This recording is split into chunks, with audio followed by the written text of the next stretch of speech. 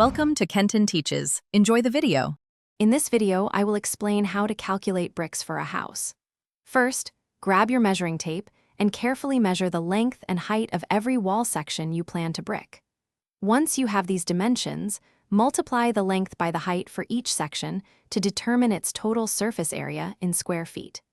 Make sure to measure all walls that will be covered with bricks to get an accurate starting point for your calculations.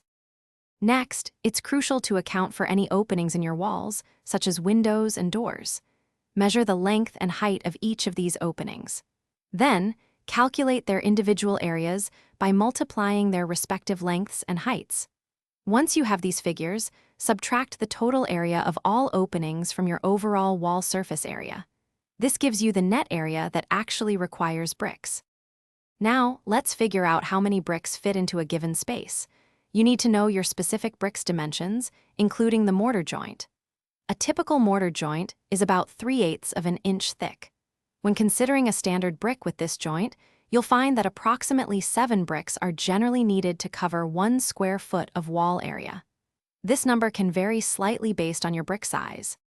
Finally, to get your total brick count, multiply your net wall area by the number of bricks required per square foot. But don't stop there. It's wise to add a wastage allowance, typically ranging from 5 to 10%, to cover any bricks that might break or need cutting. This extra buffer ensures you have enough materials, preventing delays and additional costs for your project. Thanks for watching. Please subscribe if this video was helpful.